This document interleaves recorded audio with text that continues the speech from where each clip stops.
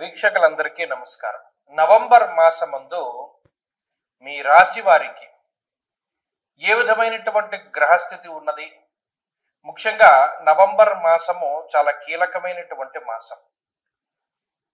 ఈ మాసమందు అనేక గ్రహాల తాలూకు స్థితిగతులు, ఉదాహరణకి అతిచారంలో ఉండేటువంటి గురువు తిరిగి వక్రగతిని ప్రారంభం చేయడం, చాలా కాలంగా వక్రగతిలో ఉన్నటువంటి శనేశ్వరుడు తన యొక్క వక్రగతిని పూర్తి చేసి మరలా రుజుమార్గంలో సంచరించడం, కుజుని యొక్క స్థితిగతులు, రవి యొక్క మార్పు, ఇలా అన్ని గ్రహాలు కూడా తమ యొక్క స్థానాలని కొంత ప్రభావితం చేస్తూ ఉన్నాయి. ఉదాహరణకి ఈ మాసంలో ఉండేటువంటి గ్రహస్థితిని గమనిస్తే 10వ తారీఖు దగ్గర నుండి బుధుని యొక్క వక్రగతి ప్రారంభమవుతుంది. అయితే ఈ మాసంలో బుధుడు వక్రించి ఉన్న రుజుమార్గంలో ఉన్న తులారాశిలోనే బుధుని యొక్క సంచారం ఉన్నది.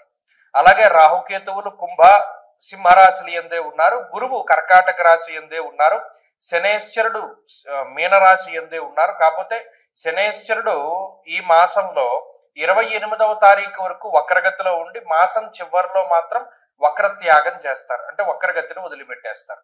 ఇవి ఫిక్స్డ్ గా ఉండేటువంటి గ్రహాలు. వీటితో పాటుగా శుక్రకుజులు కూడా వృశ్చిక రాశి ఎందే ఉన్నారు. అంటే మీరు గమనించండి, గురుడు, రాహువు, కేతువు, శనేశ్వరుడు, కుజుడు, బుధుడు, అలాగే ఈ మాసమందు శుక్రుడు కూడా ఆల్మోస్ట్ స్థిరంగానే ఉన్నారు. మిగతా గ్రహాలు అంటే పర్టికులర్ గా రవి గ్రహం యొక్క స్థితిగతులను గనక మనం పరిశీలన చేస్తే 16వ తారీఖు వరకు తులారాశి యందు, 16వ తారీఖు తర్వాత వృశ్చిక రాశి యందు రవి యొక్క సంచారం అనేటువంటిది ఉంటుంది. కాబట్టి ఈ మార్పు ప్రభావితం చెందిస్తూ ఉంటుంది. గురుని యొక్క అతిచారము, శని యొక్క వక్రగతి ముగింపు, ఇవన్నీ కూడా తీవ్రమైనటువంటి ప్రభావాన్ని చూపించబోతూ ఉన్నాయి ఈ నవంబర్ మాసంలో. కాబట్టి ఇటువంటి గ్రహ సంచారాన్ని అనుసరించి మీ రాశి వారికి ఏ విధమైనటువంటి ఫలితాలు కలగబోతూ ఉన్నాయి అనేటువంటి విషయాన్ని చాలా క్లుప్తంగా ఈ వీడియోలో మనం తెలుసుకునేటువంటి ప్రయత్నం చేద్దాం. వృషభ రాశి వారికి నవంబర్ మాసంలో ఉండేటువంటి గ్రహస్థితుల్లో అటు గురుని యొక్క బలం లేదు, అలాగే కుజుని యొక్క బలం లేదు, శుక్రుని యొక్క బలం లేదు. ప్రత్యేకించి ఈ రాశి వారికి బుధ బలం కూడా కొంత తక్కువగా ఉన్నది. వక్రగతిలో ఉన్నటువంటి శనేశ్వరుడు మాసం చివరిలో కొంత అనుకూలమైనటువంటి ఫలితాన్ని ఇస్తాడు. దశమంలో ఉండేటువంటి రాహు కొంత మంచి స్థానంలో ఉన్నారు. ఇవి మెయిన్ గా మనం ఈ గ్రహాల తాలూకు స్థానాలను పరిశీలన చేస్తే రాహు యొక్క బలం మీద, అలాగే 16వ తారీఖు వరకు రవి యొక్క బలం మీద, 16వ తారీఖు దాటాక బుధుని యొక్క బలం మీద, కేవలం ఆ బలాల మీద మాత్రమే ఆధారపడి ముందుకు వెళ్ళవలసినటువంటి పరిస్థితి. గత మాసంలో అలా కాదు. రవి, కుజుడు, బుధుడు, శుక్రుడు, రాహువు, శనేశ్వరుడు, గురుడు, ఇలా 7 నుండి 8 గ్రహాలు యోగించినటువంటి పరిస్థితులు ఉన్నాయి వృషభ రాశి వారికి.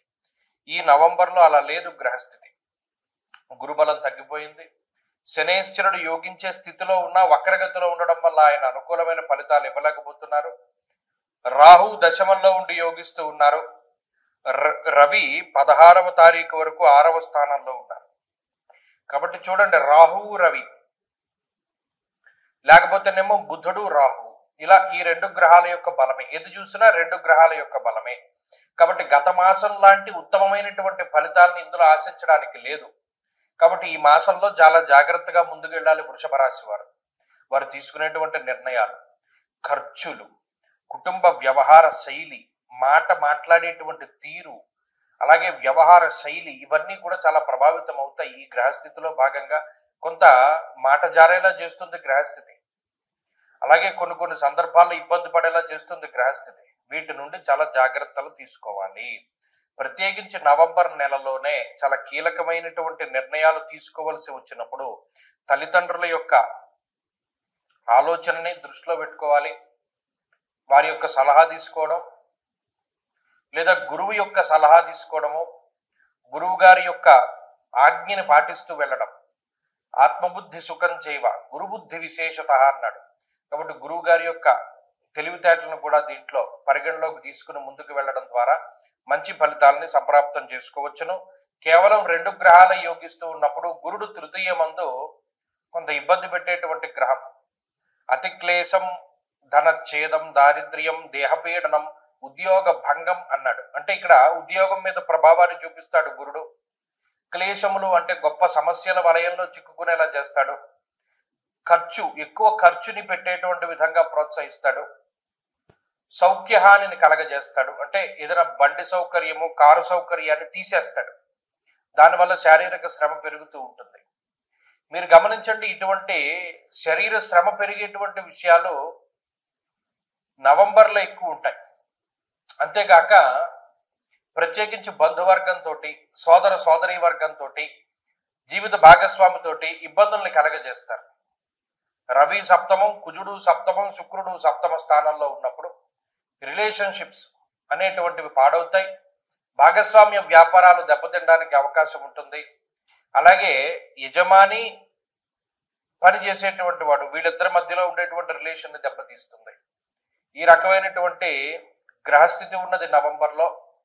వృషభ రాశి వారు ఈ విషయాన్ని దృష్టిలో పెట్టుకోవాలి. ఎందుకంటే ఇప్పటివరకు నడిచింది వృషభ రాశికి చాలా మంచి స్థితిగతులు ఉన్నాయి. ఇప్పుడు కేవలం 2 గ్రహాల యొక్క అనుకూలత మాత్రమే ఉన్నది. అందులో ఒకటి చాలా చిన్న గ్రహము. ఒక్క రాహు బలం మీదే ముందుకు వెళ్ళవలసి వచ్చినప్పుడు పరిస్థితులు అంత ఇదిగా ఉండవు. కాబట్టి ఈ విషయాన్ని దృష్టిలో పెట్టుకుని గ్రహస్థితిని పెంచుకోవడానికి ప్రయత్నం చేయండి. ప్రత్యేకించి ఈ రాశి వారు దక్షిణామూర్తి యొక్క ఆరాధన చేస్తూ ఉండండి.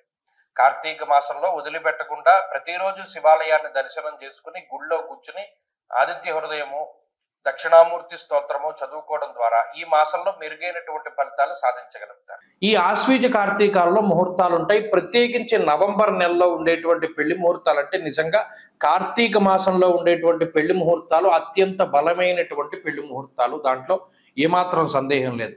అయితే చాలా మంది నన్ను, అంటే ఈ మధ్యకాలంలో నేను ఎక్కువ విన్నా, ఎందుకంటే ఇప్పుడు ఈ ఆగస్టు నెలలో పెళ్లి కుదుర్చుకుని అక్టోబర్ నవంబర్లో పెళ్లి చేసుకుందామండి, మా వాళ్ళేమో విదేశాల్లో ఉన్నారు, అక్కడ నుండి టికెట్లు బుక్ చేసుకోవాలి, మాకు ఎవరో చెప్పారండి కార్తీక మాసంలో పెళ్లి చేయకూడదుట, కార్తీక మాసంలో పెళ్లి చేస్తే చాలా ఇబ్బందిట, లేదు పెళ్లికి ఏం దోషం లేదన్నారండి, కానీ శుభ కార్యక్రమం ఆ రోజు చేయకూడదు, అంటే గర్భాధానం ఇంకా చెప్పాలంటే ఫస్ట్ నైట్ లాంటివి చేయకూడదుటండి, అలా చేస్తే చాలా అరిస్ట్ అంటది. కార్తీక మాసం అంటే శుభ కార్యక్రమాలు అంటే మన పుణ్యమాసం కదా, మనం గుడ్డు తినం లేకపోతేనేమో నాన్ వెజ్ తినం మానేస్తాం, అలాంటిది మరి ఈ ఫస్ట్ నైట్లు అవన్నీ ఎలా చేస్తారండి, గర్భాధానాదులు ఎలా చేస్తారండి, అందుకనే కార్తీక మాసంలో పెళ్లి చేయకూడదని చెప్పారండి అన్న మాటలు నాకు ఈ మధ్యకాలంలో చాలా వినబడ్డాయి.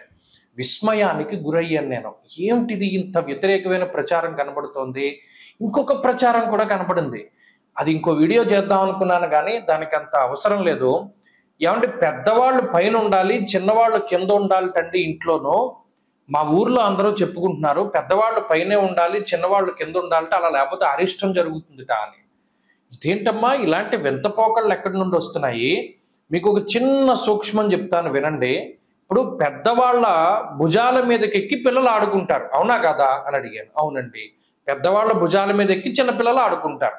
అంటే అప్పుడు పెద్దవాళ్ళు ఎక్కడున్నారు?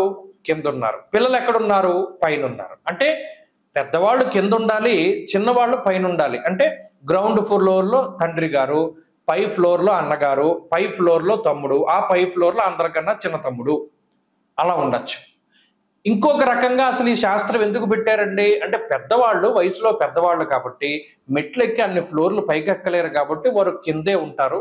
వచ్చిన వాళ్ళ గురించి వాళ్ళు ఆరా తీస్తూ ఉంటారు. పెద్దవాళ్ళు కాబట్టి అన్ని విషయాలు తెలుస్తాయని వాళ్ళని కింద పెట్టారు. చిన్నవాళ్ళు పైకెక్కగలరు, శరీరం సహకరిస్తుంది కాబట్టి పైన ఉండాలి అన్నది కూడా వాస్తులో మర్మం. దీన్ని మార్చేసి పెద్దవాళ్ళు పైన ఉండాలి, చిన్నవాళ్ళు కింద ఉండాలని మొదలుపెట్టారు. ఇది నేను ఆశ్చర్యపోయినటువంటి విషయం. ఇంకొకటి, ఈ కార్తీక మాసంలో పెళ్లి చేయకూడదటండి, పెళ్లి చేసినా కూడా ఈ శుభకార్యం చేయకూడదటండి అని మొదలుపెట్టారు. ఎవడు ప్రచారం చేస్తున్నాడు ఇవన్నీను? తప్పు కదా. ఇప్పుడు ఒక విషయం చెప్తాను, గుర్తుపెట్టుకోండి. కార్తీక మాసము అన్నది నా కార్తీక సమో మాస, అసలు దాంతో సమానమైనటువంటి మాసం లేదు. దేనికి? దానం చేయడానికి. కన్యాదానంలో ఒక సంకల్పం చెప్తారు, దశా పూర్వేషాం దశా పరేషాం మద్వంశానాం మాతృవంశానాం పితృ నరకాత్ ఉత్తీర్య శాశ్వత స్వర్గలోక ప్రాప్త్యర్థం కన్యాదానమహం కరిష్యే అని చెప్పి ఆ కన్యాదాత సంకల్పం చెప్తాడు.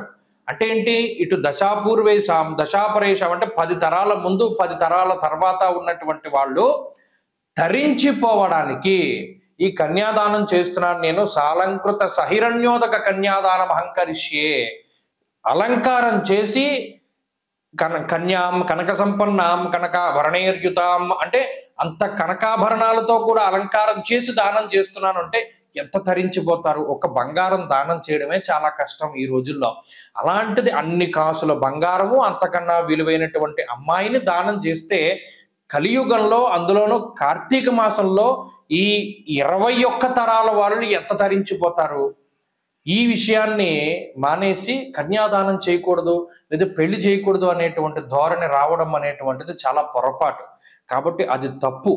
పెద్దవాళ్ళు పైన ఉండాలి అన్నది తప్పు. ఈ రెండిటిని కూడా మార్చుకోండి. పెద్దవాళ్ళు కింద ఉండాలి, చిన్నవాళ్ళు పైన ఉండాలి.